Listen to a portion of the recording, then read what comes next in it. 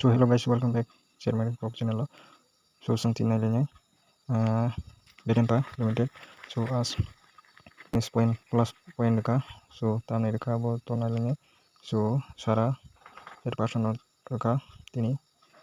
So इसलिए as इतना positive news दिया तो लेट्स सी देखते हैं क्या न्यूज़ कवर होता है. So पाँच दिनों बसर का 29 around 30% 30 या 30 point का 5 दिनों. So 1 month around 16%, 6 month 80% ka return.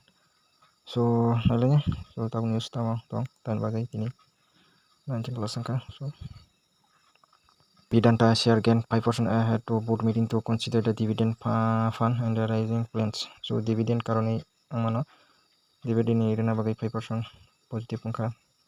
So tai fund bores kaya na jongo. So tai tama tong di jonga lagi na.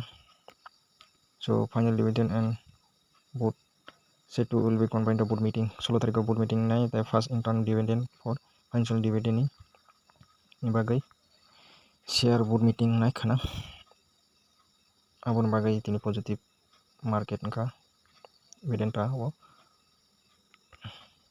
ni bagai nya angko khana agai soli katini positive ka. So khana board meeting nai sebusuk dividend mana dividend to kamno aro besibak Vedanta ka kai. So dividend ni bagai nya besibak share angko the maximum chart besuk abon ini maximum chart return ka around 1200-400 all time high. So let's see dividend कल कितना announce होगा कना होगा. So ना जो नीता अपना channel को subscribe करें सब्सक्राइब करें. So तीन बार आसन.